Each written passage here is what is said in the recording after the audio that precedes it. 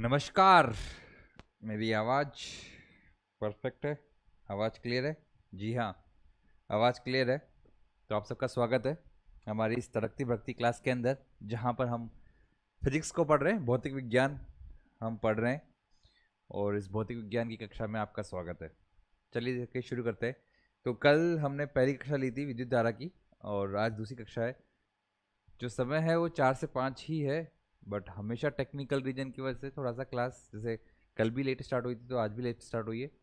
कोई बात नहीं, जो अगर आप बाद में भी देखते हैं तो उसको देख लीजिएगा। बाकी 4 से 5 ही रहेगा। मैं फिर से आज वापस कर दिया, वापस जो भी टेक्निकलिटी थी उसके अंदर बात कर ली। 4 से 5 ही क्लास रहेगी। लेकिन कल 4 से 5 है, उसके बाद फिर 4 और 5 को हो सकता है कि गेप हो। जो दुर्गा जो अपने अष्टमी है, तो उसके में हमें घर जाना होगा। उस टाइम पे एक इमरजेंसी की वजह से मुझे जाना ही होगा, तो उस दिन ब्रेक हो सकता है। एंड देन ऐसा ना सोचे कि यार अभी क्लास स्टार्ट हुई थी और अभी ब्रेक क्यों हो गया, अभी मज़ा आ रहा था पढ़ने में, कुछ और करते थोड़ा लंबा चलता। वो चलेगा, वो धीरे धीरे चलता जाएगा, आपका रिदम बन जाएगा। और धीरे धीरे का मतलब ये भी नहीं कि बहुत ज़्यादा धीरे धीरे, क्योंकि क्यूट का एग्जाम भी आपके सामने है। तो हम कुछ इस तरह से लेंगे कि आपको सब चीज़ें मिल जाए कंटिन्यूटी में। बट फिर भी एक बार के लिए अगर बाद में भी आप इसको रिकॉर्डेड पाएँ तो उसको देखें, समझें, अपने कॉपी के अंदर उतारें, और जो चीज़ें आपको कहीं से भी 19-20 लग रही थी उसको कनेक्ट कर दें कि अच्छा ये चीज़ें ऐसे सॉल्व होती है, ऐसे काम करती है। तो फिलहाल हम वहाँ पे आगे बढ़ते हैं। कल तक जो हमने पढ़ा था, कल तक हमने क्या पढ़ा था? हमने जो हमारा अध्याय नंबर 3 है, अध्याय 3, जिसका नाम है विद्युत धारा। विद्युत धारा, धारा धारा, शुद्ध धारा। तो ये जो विद्युत धारा है, इस विद्युत धारा के अंदर अब तक हम क्या क्या देख चुके हैं? तो इस विद्युत धारा के अंदर कल की क्लास बस एक ही ली थी अपन ने, उसमें हमने देखा था सर टॉपिक नंबर 1, सबसे सिंपल सी बात की थी, 20, यानी आधारभूत तथ्य। आधारभूत तथ्य क्या थे? ये आधारभूत तथ्य क्या बिल्कुल बेसिक्स था। तो उसमें हमने देखा था सबसे पहले धारा खुद क्या होता है। हमने मेनली धारा को समझा था कि धारा खुद क्या था। वहाँ पर आपको पता है कि धारा के इस मान के अंदर हमने बात की थी कि जो आपके आई होता है वो Q/T होता है। जो Q होता है आवेश, वो आवेश भी अपने आप में इलेक्ट्रॉन से मिलकर बनता है। इलेक्ट्रॉन का हमेशा इंटीजर मल्टीपल होता है। इसका मतलब हम ये बोलते हैं कि जो हमने क्वांटीकृत का नियम पढ़ा था उसके हिसाब से हमने देखा था कि हर आवेश दुनिया के अंदर जितने भी बन रहे हैं वो हमेशा आपके इंटीजर मल्टीपल होने चाहिए इलेक्ट्रॉन के। देखो, इसका मतलब ये है कि कल को कोई मुझसे बोले कि 2 × 10⁻⁻19 कूलम का आवेश मेरे पास है, तो आप साफ साफ बोल दीजिएगा कि भाई झूठ मत बोल। साफ साफ बोल देना, चल झूठा, झूठ बोल रहा है तू, क्यों? अरे भाई ये पॉसिबल ही नहीं है। कैसे नहीं है? क्योंकि उसको बोलो कि भाई हमारे पास एक इलेक्ट्रॉन का आवेश कितना होता है सर? 1.6 into 10⁻⁻19 coulomb. मतलब मैं हिंदी और इंग्लिश दोनों शामिल करके बोल रहा हूँ सर। 1.6 into 10⁻⁻19, 1.6 into 10⁻⁻19 coulomb. अब अगर आप इसके अंदर जब भी कोई चार्ज लेंगे तो इसका इंटीजर मल्टीपल होगा। मतलब 1.6 के बाद अगला चार्ज कौन सा हो सकता है? 3.2 इंटू 10⁻⁻19, जब दो इलेक्ट्रॉन लिए होंगे आपने। पर यहाँ पर तो आप 2 बोल रहे हो। यहाँ पे क्या बोल रहे हो आप? 2 इंटू 10⁻⁻19 कूलम, जो कि पॉसिबल ही नहीं है। जो कि पॉसिबल ही नहीं है। क्यों पॉसिबल नहीं है सर? क्योंकि अगर यहाँ पर 2 इंटू 10⁻⁻19 कूलम बनना होता तो उसके लिए आपको इंटीजर मल्टीपल इलेक्ट्रॉन नहीं, 1 पॉइंट समथिंग इलेक्ट्रॉन की जरूरत पड़ रही, जो कि पॉसिबल नहीं है। अरे भाई, अगर मैं मार्केट गया और मुझे पेन खरीदना है तो मैं पेन कैसे खरीदूंगा? 3, 4, 5, 6 पेन ऐसे थोड़ी करूंगा कि मैं 5.3 पेन दे देना। मैं मार्केट में जाके सामने वाले को थोड़ी बोलूंगा कि 5.3 पेन दे देना। 5.3 कुछ होता ही नहीं है। तो इस चीज को बोलते हैं क्वांटीकरण। क्या बोलते हैं? क्वांटीकरण। आपने पढ़ा है अध्याय 1 के अंदर क्वांटीकरण, और आपको समझ में नहीं आया कि क्वांटीकरण का क्या मतलब था। वो ये मतलब है, ये मतलब है कि आवेश कभी भी ये नहीं हो सकता।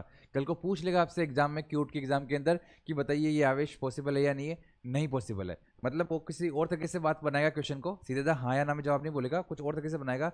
ये बोलेगा कि इन आवेशों में से कौन सा पॉसिबल नहीं है, तो ये वाला पॉसिबल नहीं है। लेकिन मैं बता दूं आपको कि ये पॉसिबल है। 2 नैनो कूलम, 2 नैनो कूलम संभव है। ये संभव है।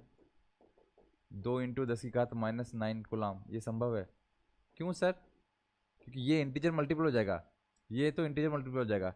आप 1.6 इंटू 10⁻⁻19 के साथ दिखना इंटीजर मल्टीप्लाई करोगे तो 10⁻⁹ बन जाएगा। क्योंकि आपको पता है यहाँ पर तो अभी बहुत ज़्यादा 10 की घात 10 से गुणा करना है। इतना गुणा करेंगे तो आपको इंटीजर में मिल जाएगा आंसर। मेरी बात जो है उसको गहराई से समझिएगा। मैं जो बोल रहा हूँ बहुत बड़ी बात बोल रहा हूँ, बहुत सारे फिजिक्स के टीचर सही से नहीं बता पा रहे हैं। भौतिकी विज्ञान को पढ़ाने वाले वहाँ पे जो टीचर हैं वो इस बात को सही से नहीं समझा पा रहे हैं। वो बोल रहे हैं कि ठीक है ये कभी एग्जिस्ट नहीं करता, जो कभी भी देख लेना दो अगर आ जाता है तो 2 3 4 ऐसे एग्जिस्ट नहीं करेगी, क्योंकि ये एक 1.6 का इंटीजर मल्टीपल नहीं है। गलत बात। अगर 2 के आगे 10 की घात -19 है तो एग्जिस्ट नहीं करेगा। 3 × 10 की घात -19 है तो एग्जिस्ट नहीं करेगा। क्यों? क्योंकि 1.6 के बाद अगला नंबर 3.2 का है, उसके बाद 4.8 का है, पर इधर 10 की घात -19 होना चाहिए। पर अगर ये आवेश 10 की घात -9 पे पहुंच गया तो एग्जिस्ट करता है। इसीलिए हम जो रोजाना सवाल जवाब करते हैं तब कभी सोचते ही नहीं है कि जो आवेश हमको सवाल ने दिया, सवाल ने एक आवेश दिया कि भाई 3 मिली कुलॉम है, इधर 2 माइक्रो कुलॉम है, इन दोनों के ऊपर आपस में एक दूसरे पे फोर्स कितना लग रहा होगा। तो वो जो बल आप निकालते हैं उस बल को कुलाम के नियम से आप वहाँ पे गणना कर लेते हैं कि भाई बल का जो सूत्र होता है वो होता है K Q1 Q2/R²। तो ये जो बल का सूत्र आपने लिखा या जो आपने याद किया, उसके अंदर कभी आपने सोचा कि ये जो आवेश आपको दे रहा है वो आवेश वास्तव में आपके लिए विद्यमान भी है या नहीं है? कभी नहीं सोचा। क्यों? क्योंकि हम ये मानते हैं कि जो भी हमको सवाल में आवेश दे रहा है वो विद्यमान होगा, तभी तो बल निकाल रहे हैं। पर कभी अगर उसने सवाल पूछ लिया कि ये वास्तव में आवेश विद्यमान भी होता है या नहीं होता, तो याद रखना 10 की घात -19 लिखा हुआ है तो इसका मतलब फिर तो आपको पता है कि 1.6 से छोटा नहीं हो सकता। कभी आपसे ये पूछ ले कि क्या ये है क्या? अरे सर ये तो पॉसिबल ही नहीं है, इतना तो छोटा इस दुनिया में कुछ पॉसिबल ही नहीं है। तो यानी कि ये भी आपके लिए असंभव है और ये भी आपके लिए असंभव है। क्यों? क्योंकि यहाँ पर 1.6 तो पॉसिबल है, उसके बाद 3.2 है, 2 नहीं चलेगा। पर ये आपके लिए संभव है, पर ये आपके लिए संभव है। क्यों? क्योंकि अगर आप ढंग से देखेंगे तो Q = NE होता है ना। तो आपने देखा होगा कि सर यहाँ पर 2 × 10 की घात -9 इक्वल टू N × 1.6 × 10 की घात -19। आपको पता है इलेक्ट्रॉन का आवेश इतना होता है। तो अब जब हम इसको यहाँ पे भाग देते हैं तो यहाँ पर हमें मिलता है 10 की घात 10। अब ये इतनी बड़ी संख्या है कि इसको इंटीजर बना देगी। भाई 20/16 इंटू 10 की घात 10 एक इंटीजर है, एक पूर्णांक है, एक पूर्णांक है सर। और अगर ये पूर्णांक है सर तो फिर आप इसकी टेंशन मत लीजिए। अगर ये पूर्णांक है तो इसका मतलब ये वास्तव में एग्जिस्ट करता है, वास्तव में विद्यमान होता है, यानी कि ये आवेश विद्यमान होता है। इसलिए 2 नैनो कुलॉम तो विद्यमान होता है, 2 10 की घात -19 विद्यमान नहीं होता। और नैनो ही है तो माइक्रो कुलॉम, मिली कुलॉम, ये सब तो विद्यमान होते हैं। और हमको हमारी जनरल लाइफ में, डे टू डे लाइफ के अंदर यही आवेश मिलते हैं, नैनो कुलॉम में, माइक्रो कुलॉम में, मिली कुलॉम में। तो समझ में आया आपको बात? तो हम वही बात करते हैं कि यहाँ पर जब हमने कल देखा था तो उसमें हमने देखा था कि Ne/T होता है। अब नंबर ऑफ इलेक्ट्रॉन्स निकालने पड़ जाए तो हम कर सकते हैं। आपको बता दूं मैं कि जब 1 एम्पीयर की धारा 1 सेकेंड पे जा रही थी तो कितने आवेश, कितने इलेक्ट्रॉन वहाँ से गए थे? कल मैंने आपको रटवा भी दिया था कि एग्जाम में आ सकता है। तो हमने देखा था कि सर वो 6.5 इंटू 10 10 की घात 18 सर 6.25। याद आ रहा है आपको कुछ? तो ये हमने देखा था कल की क्लास में। हाँ सर ये थोड़ा सा हमको याद आ गया। तो वो हमने आविष्कार में देखा था। मैं आपको पूरा पीछे से रिवाइज कर देता हूँ बहुत फास्ट, बार बार नहीं कराए पाएंगे, लेकिन अभी के लिए एक बार के लिए याद दिला देता हूँ कि हमने जो विद्युत धारा की स्टार्टिंग की थी कल। तो सबसे पहले हमने देखा था कि विद्युत धारा का जो फॉर्मूला है आपके पास वो ये होता है। मैंने आपको समझाया था कि ΔQ/ΔT इसको बोलते हैं औसत धारा। आज एक सवाल भी लेके आया हूँ मैं, इसे बोलते हैं औसत धारा। पर अगर अगर हमको अवकलन करना पड़ जाए, कि आवेश का अवकलन करना पड़ जाए, तो उसको बोलते हैं इंस्टेंटेनियस करंट या फिर उससे क्षणिक धारा।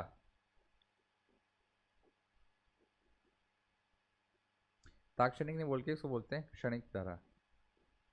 क्षणिक धारा भी सही नाम नहीं है, सामयिक धारा, कुछ ऐसे ऐसे वर्ड लेते मैं देखा था। तो अलग अलग वर्ड यूज में लिया जाता है। पर आपको किसी भी समय के ऊपर पूछ रहा है, किसी भी समय पे पूछ रहा है, तो उस समय के ऊपर जो धारा निकालते हैं उसमें अवकलन करना पड़ता है। वहाँ पर हमको अवकलन करना पड़ता है। फिर हमने आगे बढ़े कि चलो ठीक है, पहले तो हम इसका मात्रक देखते हैं। तो कूलाम/सेकेंड आता है, या फिर एम्पियर भी अपना एक मात्रक होता है। मैंने तुम्हें बताया था कि एक मूलभूत राशि है। इसको हम अगर विमा के अंदर लिखें तो इसकी खुद की एक विमा होती है ए। जैसे कि हमने MLT देखा था, ऐसे इसका भी विमा होती है ए। मैंने आपको कहा था कि 7 मूलभूत राशियां हैं। जैसे कि अगर हम यहाँ पे बात करते हैं तापमान, तो तापमान का भी जो विमा होती है वो के में लिखते हैं अपन, उसको केल्विन के हिसाब से के में लिखते हैं, जो आपने 11वीं कक्षा में देखा भी होगा। तो यहाँ पर हमने बस बात की, दूसरी चीज़ हमने बात की कि एक अदिश राशि होती है, और उसमें बहुत अच्छे से बात की थी कि अदिश क्यों होती है, सदिश क्यों होती है, इसको समझाया अपन यहाँ पे। फिर मैंने आपको कहा था कि धारा प्रवाहित होने के लिए एक बंद परिपथ होना जरूरी है। ठीक है ना? गुड इवनिंग मोहित, कैसे हैं आप?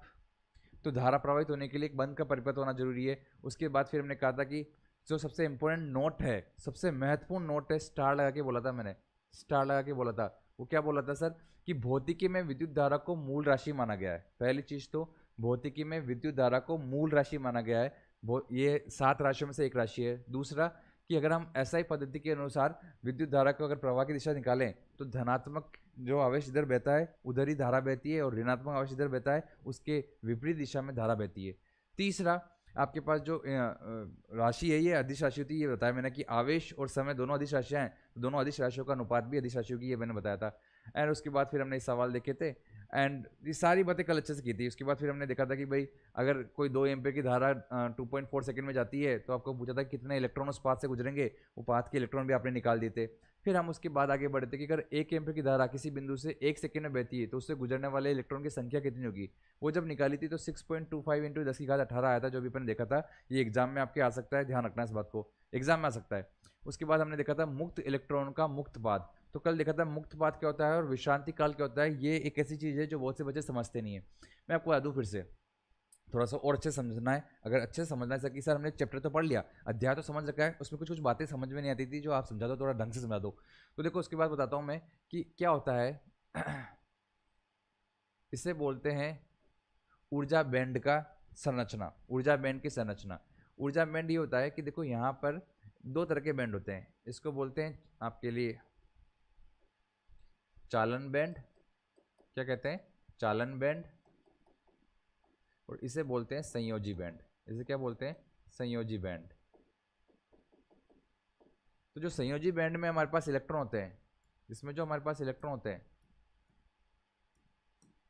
वो सारे इलेक्ट्रॉन पहले यहाँ पे होते हैं, मतलब सारे इलेक्ट्रॉन आपके संयोजी बैंड में होंगे। संयोजी बैंड में इलेक्ट्रॉन का मतलब ये होता है कि हम ये कहना चाह रहे हैं कि आपके नाभिक के पास में बंधे हुए होंगे, न्यूट्रॉन और प्रोटॉन है, उसके पास में जो आपके इलेक्ट्रॉन बंधे हुए हैं बहुत अच्छे से हाईली, वो तुम्हारे पास जितने भी इलेक्ट्रॉन बंधे हुए हैं वो तुम्हारे पास कहलाते हैं कि संयोजी बैंड में इलेक्ट्रॉन है ये। लेकिन अगर कोई इलेक्ट्रॉन नाभिक से नहीं बंधा हुआ, बहुत बाहर की कक्षा के अंदर है, जिसपे नाभिक का इतना असर नहीं है, तो वो अधिक ऊर्जा में होता है। उसको हम बोलते हैं कि उसकी जो ऊर्जा है काफ़ी अधिक होती है, और इतनी अधिक ऊर्जा है कि वो आपके नाभिक से भी फ्री हो चुका है, नाभिक से मुक्त हो चुका है। अब वो आपके लिए धारा प्रवाहित करा सकता है, वो मुक्त इलेक्ट्रॉन कहलाता है। तो वो मुक्त इलेक्ट्रॉन ऊर्जा पाकर, वो आती है, उसमें ऊर्जा है, कहाँ से आती है सर, तापमान से भी आ सकती है, खुद भी वैसे भी जितनी ज़्यादा तापमान होगा, मतलब जितनी ज़्यादा ऊर्जा होगी वो उतना ही बाहर की कक्षा में होगा। तो इसका मतलब ऐसे इलेक्ट्रॉन को हम बोलते हैं कि वो सर यहाँ पे होगा, यहाँ पे होगा। कुछ इलेक्ट्रॉन आपके यहाँ पे होंगे, तापमान से गए हो, कैसे भी गए हो, तो ये इलेक्ट्रॉन यहाँ से गए तो यहाँ पे खाली जगह छोड़ के गए, खाली जगह छोड़ के गए थे, वो फ्री होते तो खाली जगह छोड़ के गए थे। अब आप जब जैसे आप इसके अंदर इलेक्ट्रिक फील्ड देंगे, विद्युत क्षेत्र देंगे, तो उस विद्युत क्षेत्र के प्रभाव में ये इलेक्ट्रॉन जो है आपके मूवमेंट करने लग जाएंगे, गति में आ जाएंगे, और उसके बाद वो एक पूरा एक पाथ पकड़ लेंगे जिसके अंदर वो बहते रहेंगे, बहते रहेंगे, बहते रहेंगे, और उससे धारा मिल जाएगी आपको। अब वो धारा तो मिल गई, पर ये इलेक्ट्रॉन क्या होता है कि बहुत बार कभी ऐसा भी होता है कि ये इलेक्ट्रॉन वापस जंप मार के पुराने संयोजी बैंड में आते हैं, और इसमें क्या होता है, ये ऊर्जा का रिलीज करते हैं, ऊर्जा निकालते हैं। जब ऊर्जा उन्होंने अवशोषित की थी तो ये हाई ऊर्जा स्तर में चले गए थे। अब जब वो वापस नीचे वाले ऊर्जा स्तर में आ रहे हैं तो उस टाइम में ऊर्जा को निकाल रहे हैं। तो हम ये बोलते हैं कि इलेक्ट्रॉन कहाँ कूद रहा है, ये एक धनावेश पे कूद रहा है। इसको जो खाली जगह थी ना, वहाँ पे हम ये बोलते हैं कि वहाँ पे इलेक्ट्रॉन नहीं है। पहले इलेक्ट्रॉन थे तो सब कुछ सही चल रहा था, पहले इलेक्ट्रॉन था तो पूरा का पूरा जो एटम है सब कुछ सही चल रहा था, न्यूट्रल था। अब एक इलेक्ट्रॉन नहीं है तो वो अजीब लग रहा है कि यार वो खाली जगह है, तो खाली जगह को हम बोलते हैं कि वहाँ पे कोई एक मतलब धनावेशित चीज़ है, जबकि है तो होती नहीं है, ये एक संकल्पना है जो धनावेशित होती है। तो हम ये बोलते हैं कि इलेक्ट्रॉन जब वापस धनावेशित के अंदर कूदता है तो उस टाइम में जितने पाथ तक वो घूमता रहा, पहले जब वो उसमें विद्युत क्षेत्र बनाया था आपने, तो उसमें जितनी देर तक वो जितना पाथ में घूमता रहा उस पाथ को बोलते हैं मुक्त पाथ। वो पाथ जब तक कि ये वापस फिर से कूद कर संयोजी अवस्था में ना चले जाए, फिर से साम्य अवस्था जो होती है ना, संयोजी बैंड में ना चले जाए, तब तक वो जब तक वो घूम रहा था ना, वो पाथ कहलाता है मुक्त पाथ। और वो समय जितने समय तक उसने घूमा ना, उसको बोलते हैं विश्रांति काल। क्या बोलते हैं, विश्रांति काल। तो ये दोनों आपके लिए इंपॉर्टेंट रहते हैं जब पूछता है आपसे। तो देखो यहाँ पे जो रिलैक्सेशन टाइम था, शांति काल जो अपन बोलते थे, उसको टाउ से भी नोट करते थे। इसका बस ये पता होना चाहिए कि हाँ ये 10⁻−14 सेकंड का होता है, इसकी कोटि पता होनी चाहिए। ऐसे यहाँ पर जो इसकी दूरी, ये पाथ की जो है, इसकी भी 10⁻9 मीटर की कोटि का होता है, ये पता होना चाहिए। अगर ये दोनों पता हो गया तो आपका काम हो जाएगा। चलिए सर ठीक है। तो अब उसके बाद ये सारी कहानी हमने जान ली। अब हम आते हैं एक सवाल पे। ये सवाल बताइए, इस सवाल को करिए। कितनी बात समझ में आई आपको कल की? इस सवाल को करके बताइए, मैं आपका यहाँ पे इंतजार कर रहा हूँ।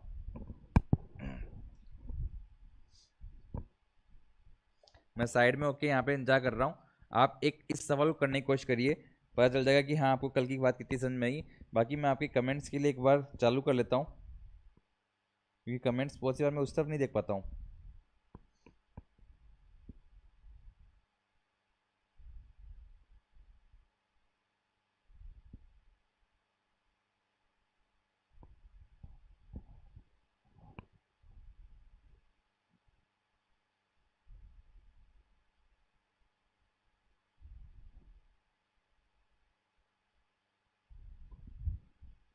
हाँ,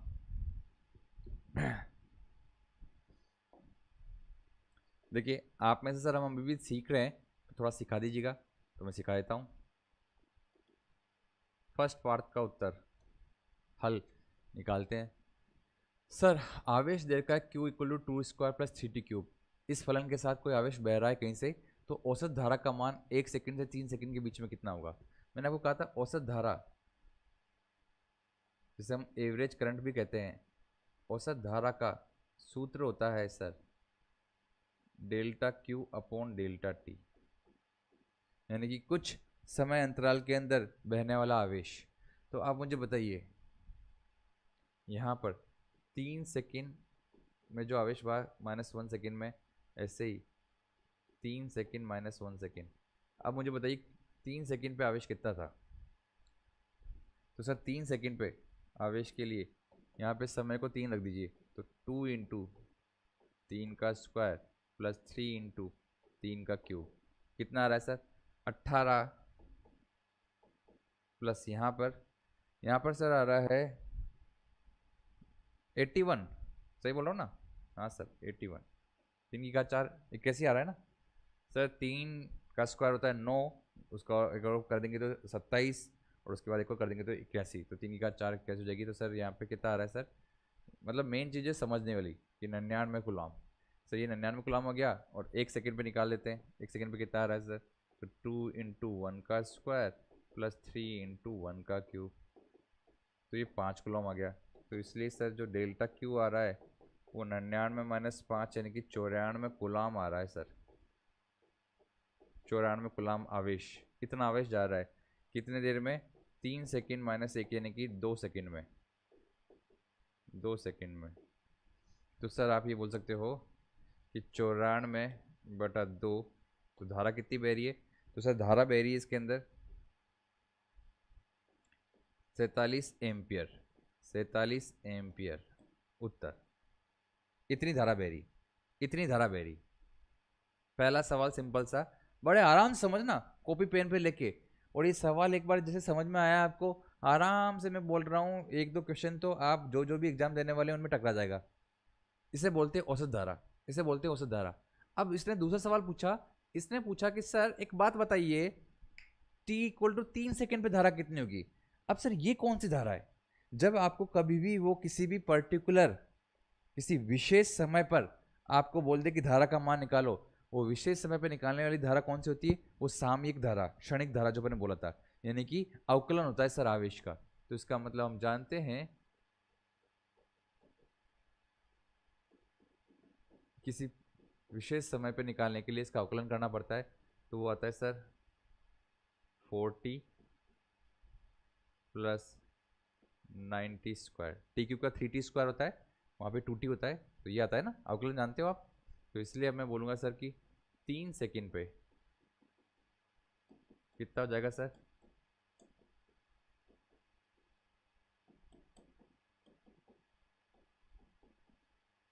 तिरानवे एम्पियर।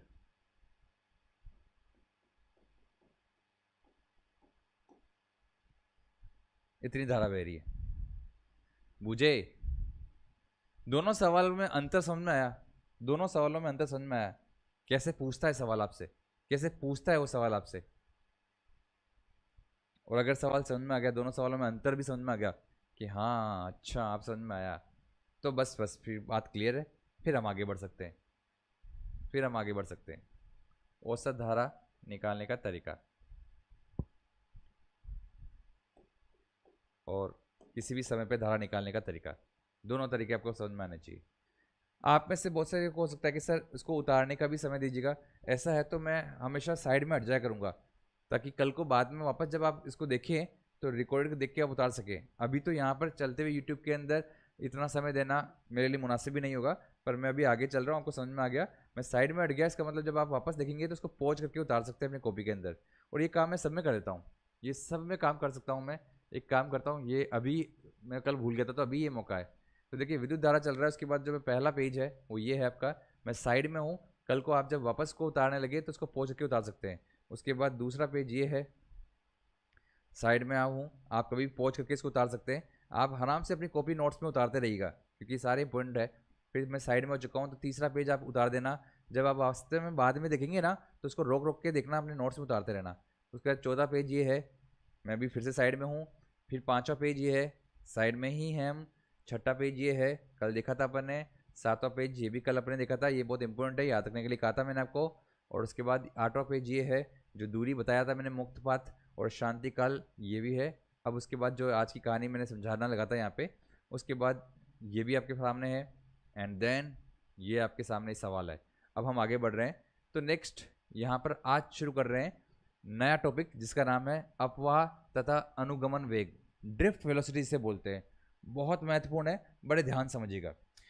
देखिए जब भी हमको कभी धारा निकालनी होती है ना, तो किसी भी कंडक्टर वगैरह के अंदर, तो वहाँ पर अगर हमको जो इलेक्ट्रॉन आपके बह रहे हैं उनका अगर ड्रिफ्ट वेलोसिटी पता है, अनुगमन वेग पता है, तो हम निकाल सकते हैं। इसको अपवाह वेग भी बोलते हैं।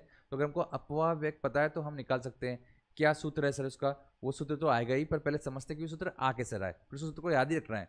सर वो तो हमने देख लिया, हमने बुक्स में देखा, एक बार वापस देख लीजिए। पहले तो देखते कि सर ये है क्या। तो जब किसी चालक तार के सिरों के बीच में एक विभवांतर उत्पन्न किया जाता है, एक चालक तार है, इसके बीच में मैंने एक बैटरी लगा दी, वोल्टेज लगा दिया, तब धारा बहने लगेगी।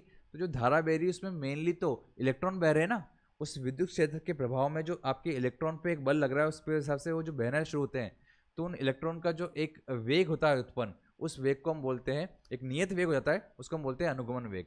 देखिए यहाँ पर विभवांतर उत्पन्न किया जाता है, तो तार में से एक विद्युत क्षेत्र उत्पन्न हो जाता है, जिससे मुक्त इलेक्ट्रॉन विद्युत क्षेत्र के विपरीत दिशा में एक सूक्ष्म नियत वेग, जो कि 10⁻⁴ मीटर पर सेकंड के आसपास का होता है, से गति करते हैं। इस वेग को अनुगमन वेग कहते हैं, इसे वीडी से प्रदर्शित करते हैं। इस वेग से जब वो आपके इलेक्ट्रॉन दौड़ रहे होते हैं, तो इस वेग जो कि लगभग बहुत कम होता है, 10⁻⁴ मीटर पर सेकंड का होता है, इस वेग को बोलते हैं अनुगमन वेग। ये अनुगमन वेग हमारे लिए बहुत काम का है, क्योंकि इसी से फिर हम धारा का मान भी निकाल सकते हैं। तो एक सूत्र जो हम देखेंगे उसमें से अगर हमें अनुगमन वेग दिया होगा तो हम धारा निकाल देंगे। तो अनुगमन वेग का मतलब सीधी सी बात ही हो गई सर कि जैसे बैटरी लगाई तो आपके इलेक्ट्रॉन जो भाग रहे हैं तो जिस स्पीड से भाग रहे हैं, बाद में मतलब एक जगह जाके वो एक नियत वेग से भागते हैं। स्टार्टिंग में हो सकता है कि तुम थोड़ा तेज भागे, एक्सीलरेट हो, लेकिन उसके बाद त्वरित होने के बाद फिर वो एक नियत वेग से भागते रहते हैं। वो जो नियत वेग है उसका बोलते हैं आपको अनुगमन वेग।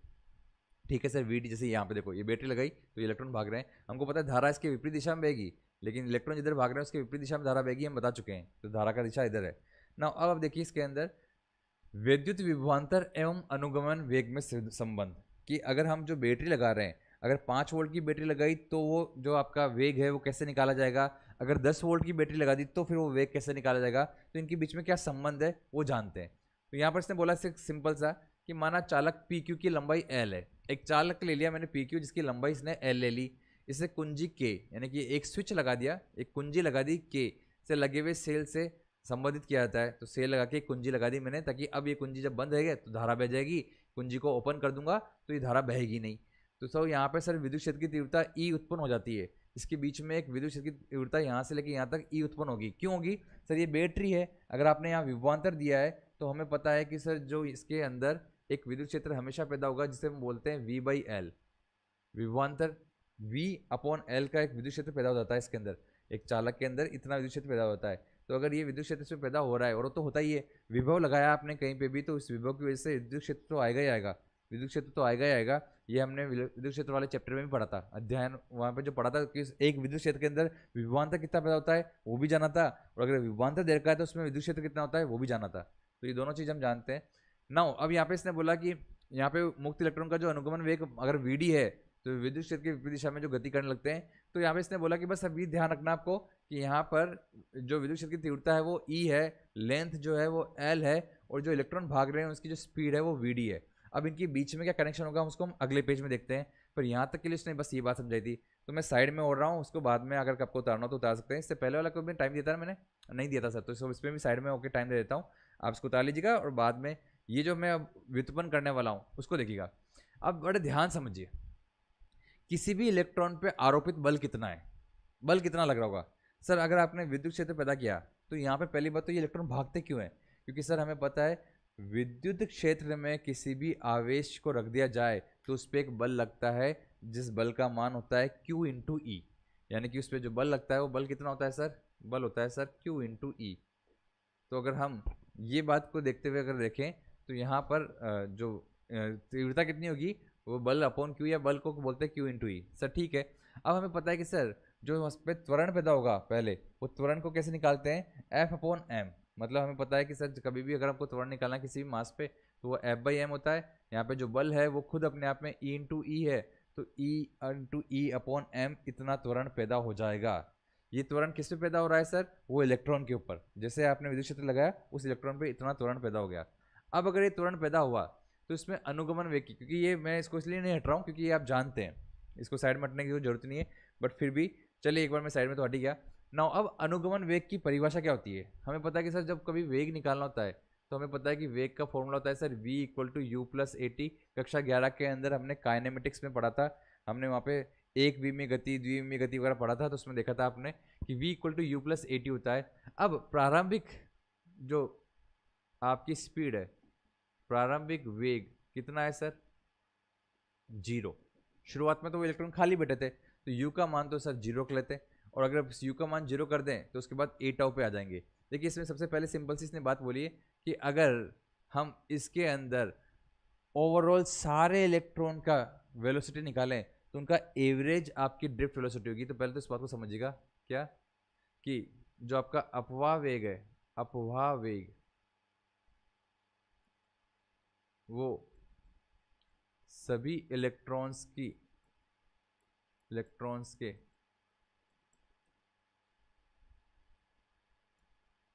वेग का औसत होगा, का औसत मान है, औसत मान होगा। क्योंकि इतने सारे इलेक्ट्रॉन है, हर एक का अलग अलग निकाल के हम उसका औसत लेंगे। तो यहाँ पे सबके वेलोसिटी का हमने औसत लिया, तो अगर n इलेक्ट्रॉन ने माना कि तो उसको n से डिवाइड कर दिया। अब हर एक का वेग को मैं बोल सकता हूँ u1 प्लस ए टाउ वन। आपको टाउ क्या मिलता है सर, टाउ है विश्रांति काल। विश्रांति काल क्यों लिया सर आपने, अरे भाई हमको पता है कि वो इलेक्ट्रॉन भागेगा कितनी देर तक, सर विश्रांति काल तक भागेगा। फिर क्या करेगा सर, फिर तो वो वापस संयोजी बैंड में चला जाएगा।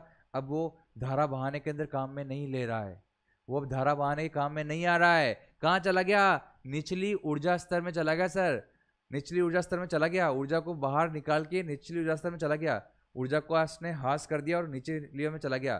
तो जितनी देर तक बस वो भागा उतना तो धारा बहाया ना, तो जो देर है वो मेरे लिए हर एक के लिए अलग अलग मान लेता हूँ। इस इलेक्ट्रॉन के लिए टाउ 1 है, अगले वाले के लिए टाउ 2 है, उसके लिए टाउ 3 है, ऐसे टाउ n है। तो इसने अलग अलग विश्रांति काल ले लिया हमने, जहाँ पे टाउ क्या है सर, टाउ है सर विश्रांति काल।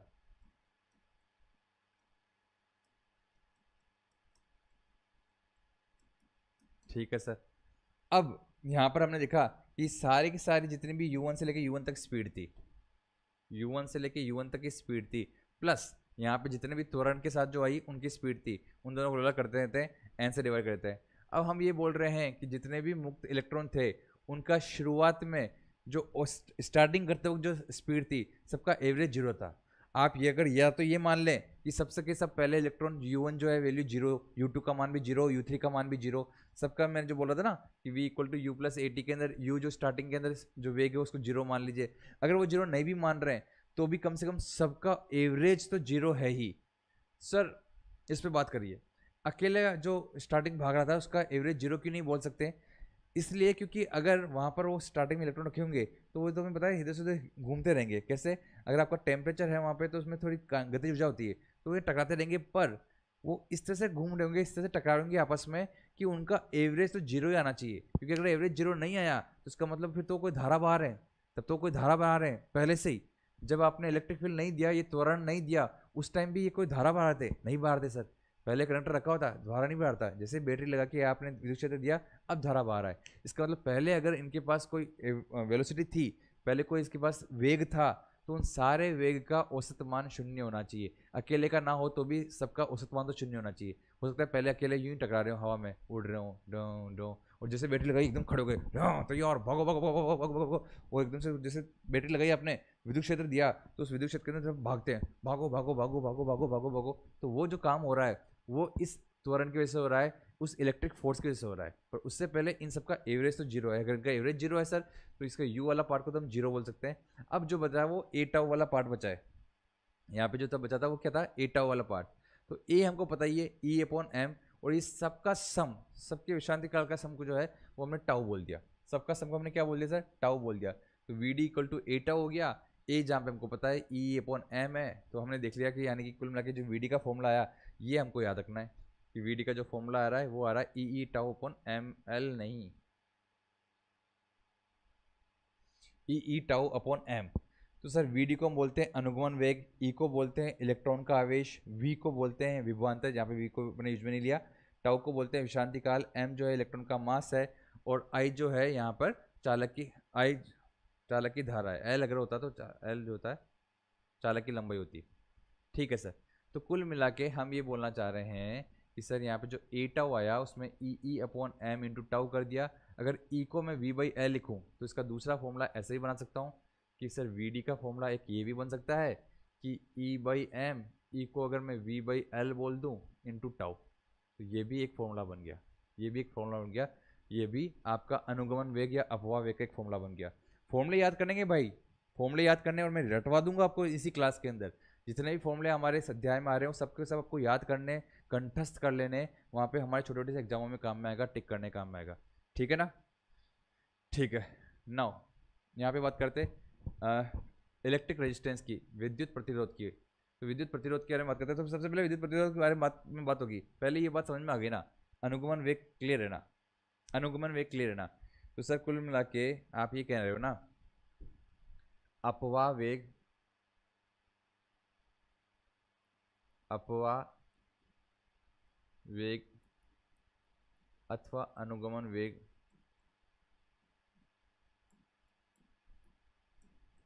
दिया जाता है कुल मिला के v d equals to e tau upon m, जहां पर ई क्या है, इलेक्ट्रॉन का आवेश, और ये तो हमें पता ही है सर, हाँ पता ही है। तो सर फिर लिखते क्यों नहीं है, वो इसलिए नहीं लिखते कि केवल उसको लिखने से क्या मतलब है, फिर बाकी लोगों को भी तो रखना पड़ेगा, इसलिए ज़्यादातर ई को ई लिखते हैं। एक सवाल जो मेरे मन में आता था जब मैं 12वीं कक्षा में था कि यार इस ई को हमेशा जब पता है कि ई का मान 1.6 इंटू 10⁻⁻19 है, तो वो लिखते क्यों नहीं है। वो इसलिए नहीं लिखते क्योंकि इसको लिख भी दिया तो बाकी लोगों का पता नहीं है, तो इसको लिख के घसीटना क्यों है, इसलिए इसको भी ई को ई रखा। बाकी हम जरूर जानते हैं कि इसका मान होता है गुलाम। अच्छा सर, अब मुझे बताओ यहाँ पे एम क्या है। एम को भी आप जानते हैं, इलेक्ट्रॉन का द्रव्यमान, और ये भी आप जानते हैं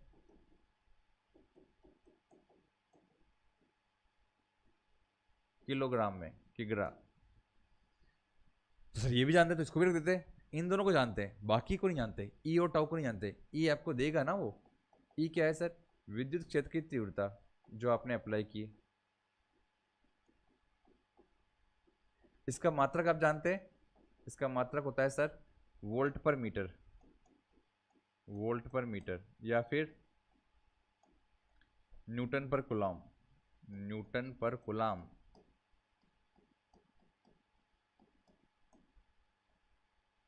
ठीक है सर। इसका एक फॉर्मूला ये भी होता है सर कि V by l, v by l. Tau क्या होता है सर, टाउ होता है सर विश्रांति काल,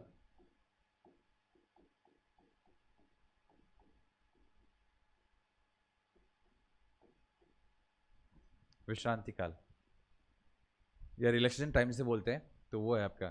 तो एक तो ये फॉर्मूला हो गया, या फिर एक जैसे मैंने बोला था V by L into tau. बस ये फॉर्मूला पता होना चाहिए, हमारे काम में आएगा आगे, हमारा ये काम में आएगा ये। ठीक है सर, बहुत अच्छी बात है ना। अब आगे चलते हैं। तो ये है हमारी कहानी अनुगमन वेग की या अपवाह वेग की। अब हम बात करते हैं सर कि इलेक्ट्रिक रेजिस्टेंस क्या होता है, विद्युत प्रतिरोध। यहाँ से गेम शुरू होता है, यहाँ से गेम शुरू होता है। तो अब तक क्या क्या पढ़ा आपने? सर हमने जाना आवेश क्या होता है, ठीक है। उसके बाद उस आवेश के अंदर हमने जब सारी बातें की कि इलेक्ट्रॉन की संख्या कैसे निकालते हैं, सब कुछ जाना कि अगर हमको आवेश और धारा दे रखा हो तो धारा का कनेक्शन आवेश से क्या होता है, ये सब कुछ देखा। फिर उसके बाद नंबर ऑफ इलेक्ट्रॉन कितने होते हैं ये भी देखा। तो यानी कि जो सारी बातें हैं, आवेश, धारा, समय और नंबर ऑफ इलेक्ट्रॉन का बहाव, वो सब कुछ कनेक्टेड है, उस पहले टॉपिक को जाना।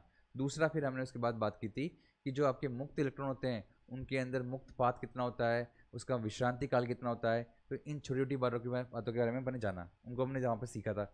उसके बाद फिर हम आगे बढ़ते हैं। तो उसके बाद हमने देखा था कि यहाँ पे अपवाह वेग क्या होता है और अनुगमन वेग क्या होता है। हमने इनके ऊपर कुछ कुछ छोटे छोटे से फॉर्मूले भी लिए। आप बोलेंगे जिस दिन मैं एक बार क्या करूँगा कि बीच में एक साथ 10-15 क्वेश्चन ले आऊँगा, 10-15 सवाल, एक के बाद एक सवाल आ रहे हैं, आप कर रहे हैं, आपको मज़ा आ रहा होगा, तो उस सवालों के साथ अपन लेके आएंगे। पर फिलहाल अब आगे बढ़ते तो यहाँ पे देखते हैं कि सर विद्युत प्रतिरोध क्या होता है, इलेक्ट्रिक रेजिस्टेंस। तो देखिए, विद्युत विभवांतर तथा विद्युत धारा के अनुपात को चालक का विद्युत प्रतिरोध कहते हैं। इसे आर से प्रदर्शित करते हैं। सबसे सिंपल आसान भाषा में बोला कि भाई विद्युत प्रतिरोध क्या होता है, ये अपने आप में गब्बर है, हमारे इस अध्याय का गब्बर है। अगर हमारा अध्याय अपने आप में एक मूवी है, पूरी मूवी की स्टोरी है, तो उसमें जो आपका ये जो प्रतिरोध है ये अपने आप में गब्बर सिंह है, मतलब मेन विलेन यही है। इसकी कहानी फिर के चारों तरफ कहानी घूमेगी, इसकी चारों ओर ही कहानी घूम रही है। मैं आपको उसकी कहानी बहुत अच्छे से सिखाता हूँ। अगर हमको यहाँ पर इंडक्टर और कैपेसिटर भी पढ़ना पड़ता, यानी कि अगर हमको संधारित्र के बारे में भी यहाँ से कुछ जोड़ के पढ़ते, जो कि धारा बाने में होता है, लेकिन क्योंकि हमारे ये अभी 12th के लेवल पे बहुत बेसिक लेवल की बातें हैं, इसलिए इतनी गहराई में बात करने का कोई मतलब नहीं है। इसलिए हम बहुत बेसिक लेवल पे बात करेंगे। संधारित्र को हमने पहले, इससे पहले वाले अध्याय में देख लिया, वरना इन तीनों को साथ में लेके प्रतिरोध, संधारित्र और आपकी प्रेरक कुंडली जो होती है, इन तीनों को लेके जब चीज़ें सवाल बनते तो और भी अच्छे बनते हैं। और उसको भी पूरा मिलाकर भी बोलते हैं कि हाँ, ये भी सारे सारे सवाल एक परिपथ के सवाल में आते हैं, ये सब कुछ परिपथ के सवालों में से आता है। पर अभी के लिए हम अपने इस अध्याय को उतना ही सीमित रखते हैं जो कि हमारे एनसीईआरटी के अंदर है, जो कि हमारे क्यूट के एग्जामों के अंदर काम में आएगा। तो उस लेवल तक अगर हम बात करें तो फिर भी ये जो रजिस्टेंस है, प्रतिरोध, ये बहुत महत्वपूर्ण है। इसे फिर बोलता है कि भाई ये होता क्या है, विद्युत विभवांतर तथा विद्युत धारा के अनुपात को चालक का विद्युत प्रतिरोध कहते हैं। यानी किसी भी चालक के ऊपर आप विभवांतर निकाल दीजिए, उस चालक में बहने वाली धारा का मान निकाल लीजिए, इस विभवांतर और धारा का जो अनुपात है वही वहाँ का प्रतिरोध कहलाएगा। सीधी सी बात ये, क्लियर। यानी कि आप बोल सकते हैं कि sir R equal to V/L होता है, V/I होता है, विभवांतर और धारा का अनुपात, जैसे यहाँ पे बोल रखा है विभवांतर और धारा का अनुपात। यहाँ पे V क्या है, विभवांतर, विभवांतर, और ये धारा। जैसे कि यहाँ पे दिख रहा है, सर बैटरी लगाई, करंट बह रही है, तो इस बल्ब का एक अपने आप में रेजिस्टेंस होगा, प्रतिरोध होगा। वो कितना होगा, अगर 5 वोल्ट की बैटरी लगा के 2 एम्पियर करंट बह रही है, तो 5/2 इसका अनुपात जो है वो इसका मान होगा, यानी कि 5/2 ढाई होता है, तो 2.5 ओम इसका अनुपात होगा। इसका जो मात्रक है वो होता है ओम। प्रतिरोध का मात्रक क्या होता है सर, ओम।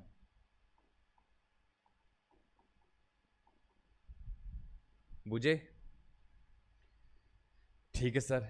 तो किसी चालक के सिरों के बीच स्थापित विभवांतर तथा विद्युत धारा है, तो उसका विद्युत प्रतिरोध ऐसे निकालते हैं ना। उसके आगे हम देखें तो देखिए, इसने बताया भी इसका मात्रक वोल्ट अपॉन एम्पीयर भी बोल सकते हैं या ओम भी बोल सकते हैं सर। Okay sir. यहाँ पर अगर V की वैल्यू इसने बोला कि 1 वोल्ट है, ये 1 वोल्ट है, धारा 1 एम्पेयर है, तो जो प्रतिरोध आ रहा होगा वो 1 ओम आ रहा होगा। V/I करने से क्या आ रहा होगा सर, R सर V/I करते हैं तो सर 1 वोल्ट अपॉन 1 एम्पियर,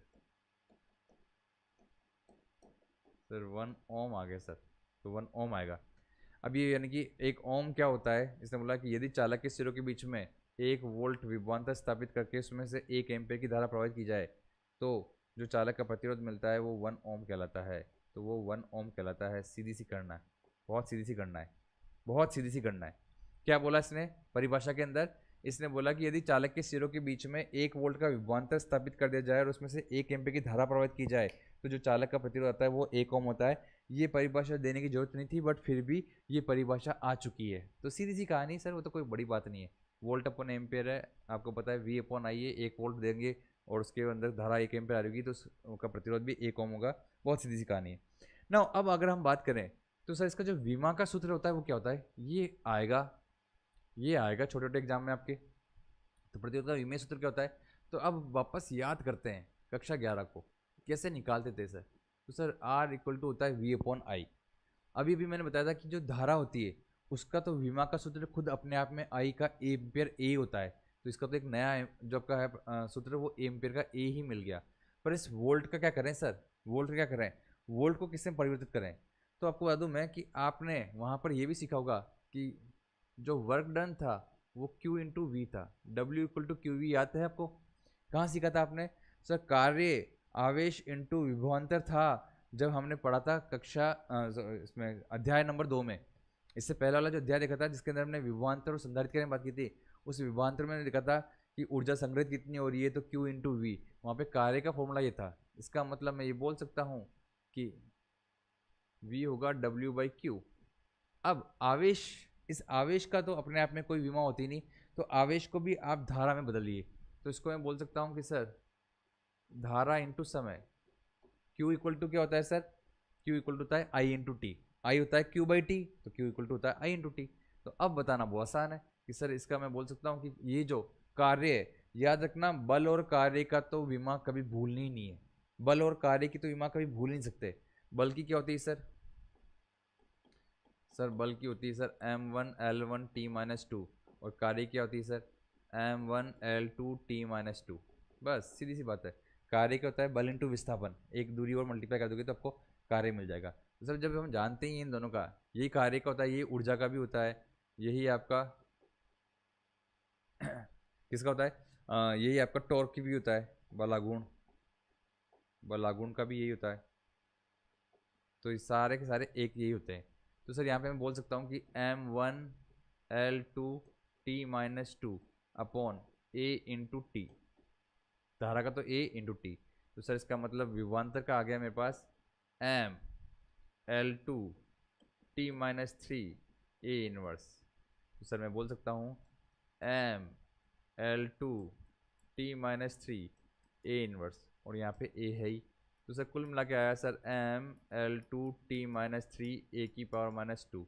ये विमा आ गई, विमा विमीय सूत्र। ये इसका विमीय सूत्र हो गया। याद रख लें तो और भी अच्छी बात है, पर कितना कितना याद रखेंगे सर हम? तो बिल्कुल सही है। तो कैसे दिमाग लगाते हैं? ये ऐसे लगाते हैं, कम से कम समय के अंदर, ज़्यादा समय खराब ना किए हुए, कम से कम समय में आपको ये दिमाग इस तरह से लगा के विमा का विमीय सूत्र आपको निकालना आना चाहिए। मैं यहाँ पे साइड में हट चुका हूँ, तो जिसको बाद में जब उतार रहेंगे तो उसको नोट डाउन कर लीजिएगा। चलते हैं आगे सर।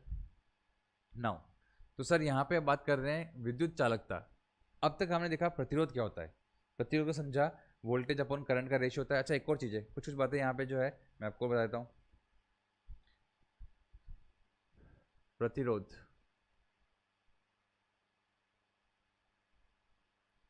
हम आगे भी जानेंगे, पर इसके बारे में कुछ कुछ बातें यहाँ पे भी जान लेते हैं। फर्स्ट थिंग, गणितीय, इसका सूत्र यहीं पे लिख रहा हूँ मैं। गणितीय सूत्र होता है R equals to rho L upon A, जहाँ रो का मतलब होता है चालक की प्रतिरोधकता। चालक की प्रतिरोधकता,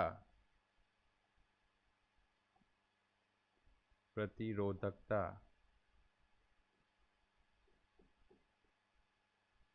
एल क्या होता है? चालक की लंबाई, चालक की लंबाई।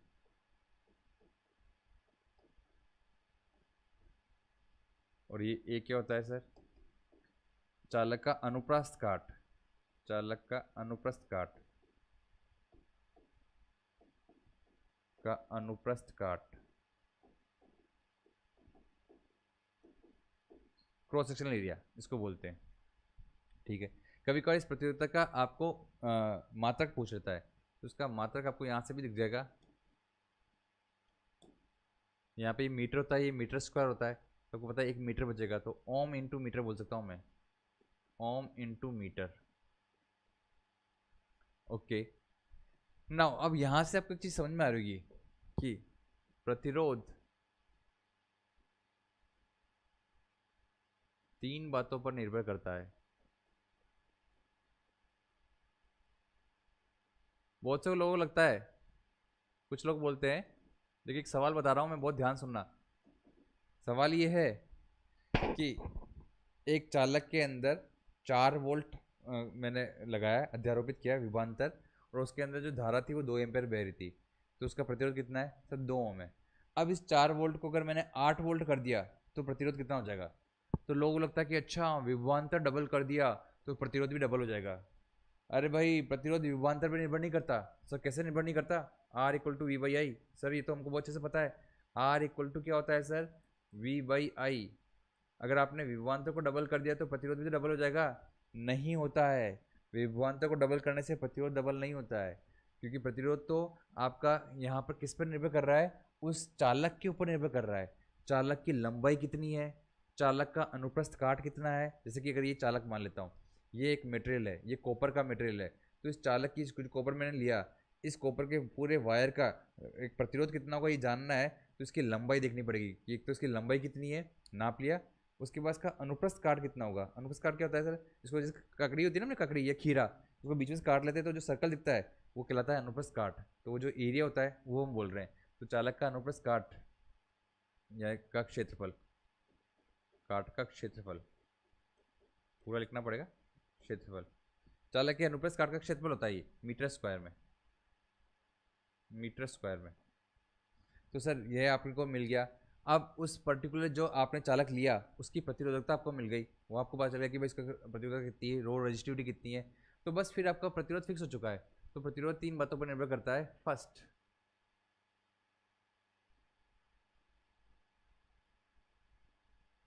चालक के पदार्थ पर, मटेरियल पे, उसका मटेरियल क्या है। दूसरा, चालक की लंबाई पर, चालक की लंबाई पर, किस पे निर्भर करता है ये? चालक की लंबाई पर।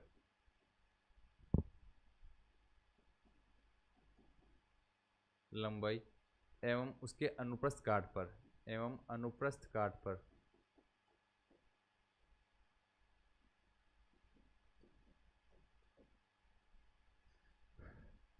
मतलब ये दूसरा हो गया, इसको तीसरा ले लेंगे तो तीसरा भी आपको मिल जाएगा।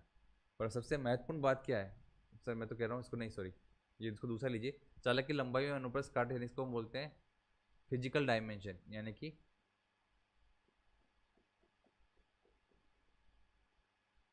भौतिक स्थिति पे। और तीसरा होता है तापमान पे, तापमान पर। प्रतिरोध तापमान पर भी निर्भर करता है। बहुत ही महत्वपूर्ण, बहुत ही महत्वपूर्ण, बहुत महत्वपूर्ण है। इन 3 बातों पर निर्भर करता है। कोई नहीं बोलेगा, एग्जाम में सवाल होगा, आप एनसीईआरटी ढूंढते रह जाएंगे कि कहाँ पे क्या लिखी हुई बात, किसी ने लिखी नहीं ढंग से। याद रखना, आपके एग्जाम में सवाल आएगा, इन केवल 3 चीज़ों पर निर्भर करता है। सबसे महत्वपूर्ण बात लिख रहा हूँ मैं यहाँ पे, सबसे महत्वपूर्ण बात क्या है? वो महत्वपूर्ण बात कि ये विभवांतर और धारा पर निर्भर नहीं करता। विभवांतर को डबल कर देने से प्रतिरोध डबल नहीं होता है। ये आरोपित विभवांतर अथवा धारा पर निर्भर नहीं करता है, धारा पर निर्भर नहीं करता है। बड़ी बात बोल रहा हूं सर, ये कैसे बोल सकते हैं आप? मतलब सर सूत्र हमको याद है, फॉर्मूला हमको पता है, आपने अभी भी लिखा है फॉर्मूला कि R equal to V upon I होता है। चलो ठीक है। तो सर 4 वोल्ट अगर मैंने लगा रखा है, 2 एम्पीयर की धारा बह रही है, तो 4/2, 10 का जो प्रतिरोध है वो 2 ओम आ गया ना। 4 वोल्ट लगा रखा है, 1 एम्पीयर की धारा बह रही है, तो 4/1, 4 ओम्स का प्रतिरोध आ गया ना। हाँ, तो सर 4 ओम्स का आंसर हो गया ना। ठीक है, तो उसको तो आंसर 4 ओम हो गया। तो सर निर्भर तो कर रहा है? निर्भर नहीं कर रहा। निर्भर कैसे नहीं कर रहा? अब मैं अगर आपसे बोलूं कि इस विभवांतर को 4 वोल्ट की जगह 8 वोल्ट कर दिया तो प्रतिरोध कितना हो जाएगा, तो आप बोलोगे 8 ओम हो गया। नहीं, अरे भाई जब वो एक चालक फिक्स है तो उसका प्रतिरोध भी फिक्स है। तुम्हारे विभवांतर की बैटरी को बढ़ाने घटाने से उसका जो प्रतिरोध है वो नहीं बदलेगा। ये अगर ऐसे कटा हुआ है, ये पेन ऐसे कटा हुआ है, इसकी शेप ऐसे बनी हुई है, इसका ऊर्ध्वाधर क्षेत्र ऐसा है, कम से ज़्यादा होता हुआ आ रहा है, इसकी लेंथ लंबाई फिक्स है, इसका जो मटेरियल है फिक्स है, तो इसका प्रतिरोध भी फिक्स है।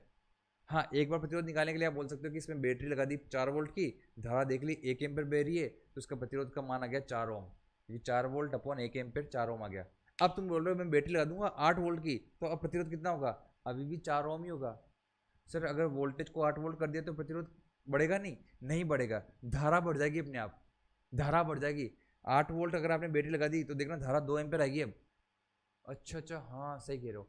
यानी कि प्रतिरोध को फर्क नहीं पड़ता इन दोनों से, प्रतिरोध को फर्क नहीं पड़ता इन दोनों से, प्रतिरोध को सिर्फ इन 3 चीजों से फर्क पड़ता है, इन 3 चीजों से फर्क पड़ता है। कौन कौन सी? एक तो ये जो प्रतिरोधकता होती है, और ये प्रतिरोधकता हर पदार्थ की अलग अलग होती है। कॉपर की प्रतिरोधकता अलग होगी, ऐसे अगर हम देखेंगे तो एल्यूमिनियम की अलग होगी, हमको देखेंगे तो गोल्ड की अलग होगी, यानी कि तांबा, आपके जो कॉपर, जिंक, इन सब की प्रतिरोधकता अलग अलग होगी। लेकिन एक बार जो आपने मेटेरियल ले लिया तो उसकी प्रतिरोधकता फिक्स हो चुकी है, यानी कि चालक के पदार्थ पर निर्भर करती है, कि हमको पता है ये रोड निर्भर करता है। ऐसे ही इसकी लंबाई एल और क्रॉस सेक्शनल एरिया, यानी कि चालक की लंबाई और अनुप्रस्थ काट पे, इसकी वजह लोग बोलते हैं कि उसकी जो भौतिक डायमेंशन है, इसकी फिजिकल डायमेंशन है, भौतिक स्थिति है, उसके ऊपर निर्भर करती है कि भौतिक लंबाई चौड़ाई कितनी है, उस पर निर्भर करती है, कितना लंबा है कितना चौड़ा है उस पर निर्भर करती है। और तीसरा तापमान पर, तो तापमान पर निर्भर करती है, तापमान बढ़ाएंगे घटाएंगे तो ये प्रतिरोध भी बढ़ेगा घटेगा। ये सब कैसे हो तो आगे बढ़ेंगे, पर इस सूत्र से तो नहीं दिख रहा होगा आपको, पर आगे सूत्र आएगा तो हम बात करेंगे इसकी कि तापमान पर निर्भर करता है, तापमान पर भी। तो बस ये 3 चीज़ों पर निर्भर करता है प्रतिरोध, सिर्फ 3 चीज़ों पर निर्भर करता है। बहुत ध्यान से समझिएगा इसको, ठीक है सर। तो ये कहानी यहाँ तक के लिए ठीक रखते हैं, आज के लिए हम इतनी रखते हैं। अब जैसे हमने ये प्रतिरोध समझा, प्रतिरोधकता समझा, ऐसे हम बात करेंगे कल चालकता के ऊपर। तो आज की कहानी इतनी ही, मुझे लगता है कि एक बार के लिए आपको यहाँ तक बात समझ में आया, या मैं इसके आगे की थोड़ी बात भी कर लूँ?